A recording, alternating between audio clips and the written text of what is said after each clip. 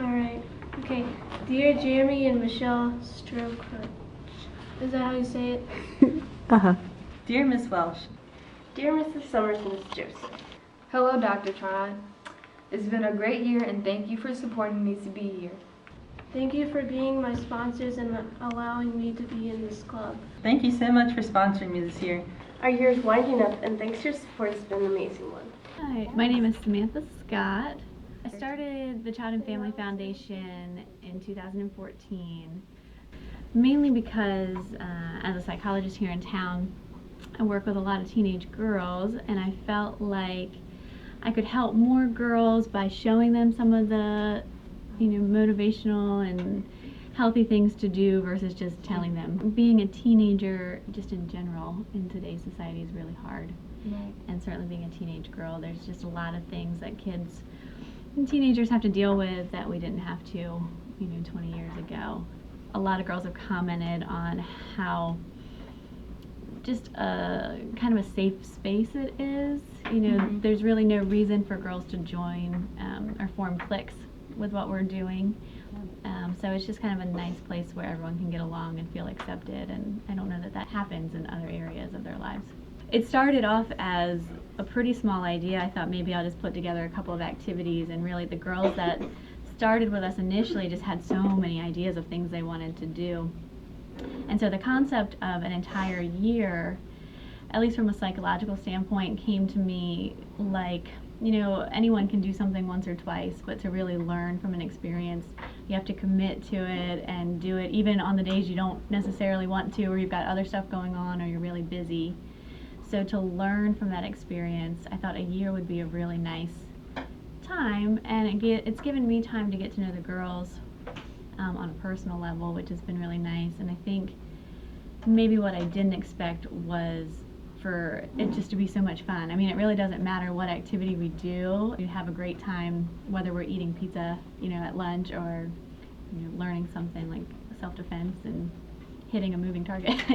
And you can almost feel the girls grow throughout the year, their self-confidence grow, their excitement about the different things that they've learned, just their attitude in general about the activities that we do and taking in all the information.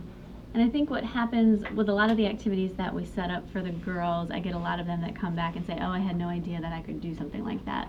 How do you feel like as a leader you've changed and grown as you've been helping them? Well, do you I'm more see tired. No, you've been very busy the past couple years, it sounds like. We have been busy. Oh, I've certainly grown. I mean, so we're about to finish our second program year. We've done a lot of the same activities this year as we did the first year, which is the Girls' Choice. They meet before their program year and help me decide what activities we're going to do throughout the year. We usually do some kind of physical activity like yoga or Zumba. We try to do a couple of 5Ks throughout the year. We also do a Women Supporting Women walk. This year the girls put on a really big prom dress drive and fashion show. I know they enjoyed that. We always do a wheelchair ramp build. We've done Beyond the Limits. Jiffy Lube has hosted us the last 2 years, and the girls learn how to change a tire and change the fluids in their cars. And we have different people come in and just teach different kinds of life skills throughout the year. One of our big fundraisers we're about to do for the second time is Battle of the Bayside Bands, which is just a big competition between teenage garage bands, which is just another kind of unique, it's a fun, family-friendly event and something else that kids can do in the area, and then also just showcases positive things that youth are doing.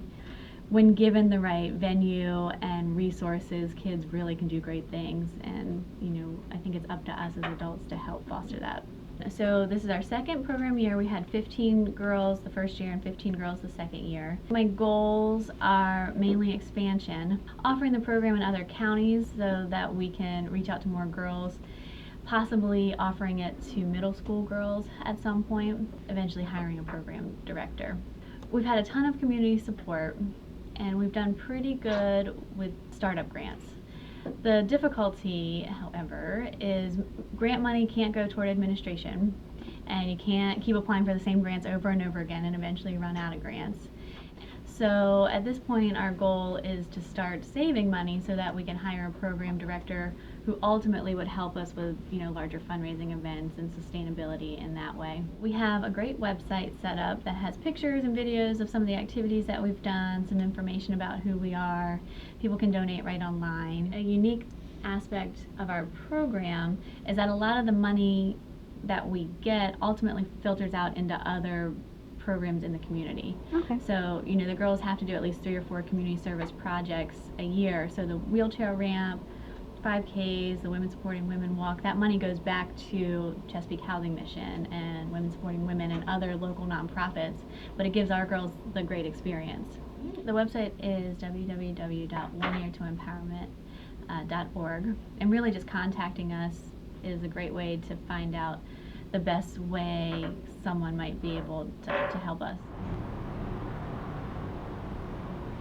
My favorite activity was the Beyond the Limits.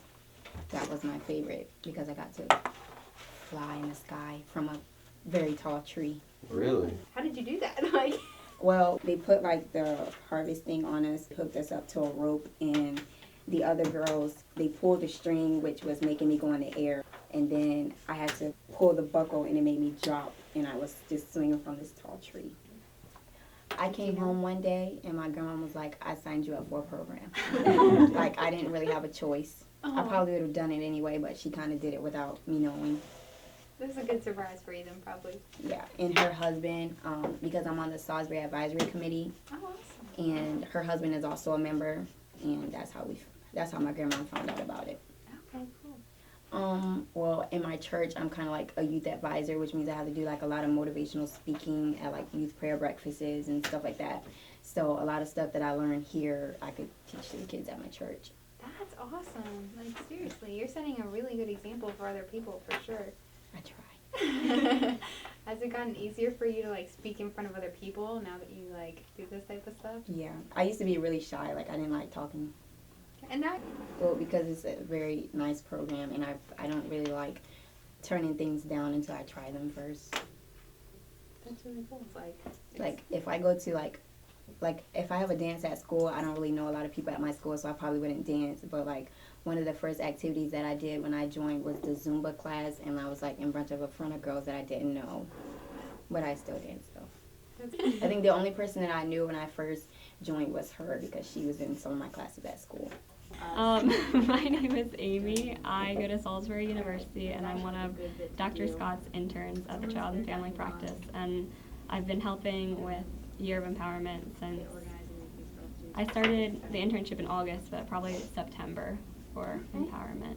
I think it's really exciting to have like a mentorship program, especially for teenage girls. I know I've done a lot of like reading and projects on mentorship, and I think it's really important, and it just really helps with like facilitating positive, youth development.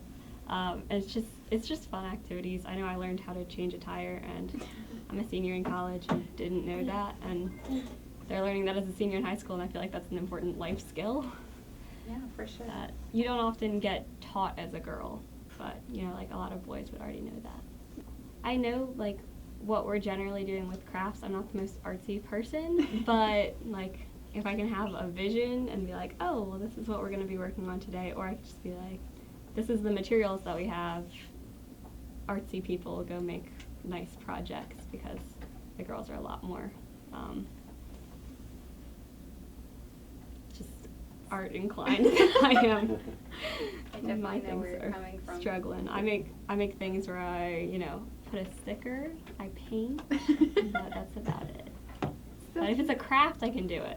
Okay. Like, there's a clear, like, this is what you're supposed to do, then I'm okay with it. So, actually, the last time we were here, we learned how to make cards. A woman came in, and she taught us and took us, like, step by step through it. And that was really helpful for somebody like me, because if you give me directions, like, I'm good. So we were actually able to make some thinking of you cards and, like, hello cards. And they're really cute, and we're going to be selling them at our Business After Hours event in a couple weeks. We're going to have a Business After Hours on November 3rd, and just different businesses around downtown Salisbury and specifically on Main Street are able to come, and we'll be selling different crafts. So the things we've been working on this semester year, I'm trying to think, like, not in school time, this year can be sold. So we've been working on lots of different projects. We have cards, little rocks that can be sold. We were making little canvases. I made this one. And a lot of the girls who are more art inclined, like, just painted something and freehanded it. And we have, like, tons of those to sell. I guess it's just, like, it's a chance to give back to, like, the community and get involved, especially because I am a student. I'm not originally from Salisbury, so, like, actually meeting people that are from this area is really helpful. Even though I've been here 4 years, I mostly stay on campus, and this allows me to, like, go to downtown and meet, like, high school girls, and I guess just feel more involved. Sometimes how it's harder for girls nowadays to have a real friendship with people, have a close bond, and I feel like 1 year to empowerment has really helped me make genuine friendships, some close bonds with some people, and I feel like it's just a place where you can be yourself and just have a good time, and where you just really don't have to worry about societal pressures or expectations from people. And I really think that that's cool. I don't know, I've just really enjoyed my past couple months. It's hard to choose a favorite time. It was fun. Right before we had to go change a tire, we were eating at a pizza place, and I really enjoyed that just because we were just all talking. It's just a place where you don't have to be judged. And I don't know, I'm just enjoying being myself here. Well, right now, I'm actually doing home hospital. Oh, okay. I have chronic pain, chronic migraines right now, so I can't be in school. So this is a good place for me to be social, because I don't actually get out that much right now.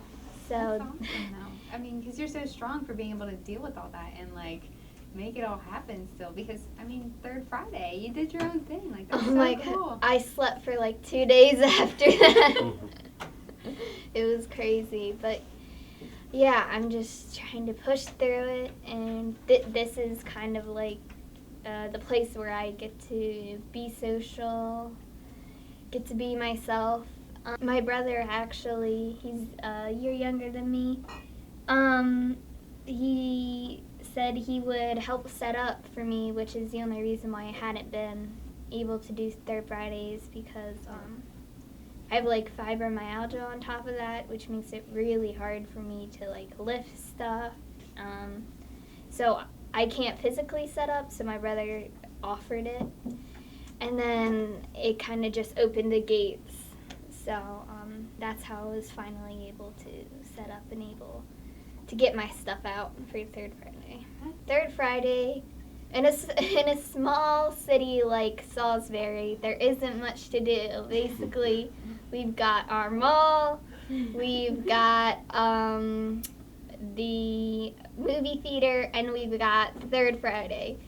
So once every month on the third Friday, all the local artists and vendors and nonprofit organizations even come down too. We'll get together and you can open up your booth.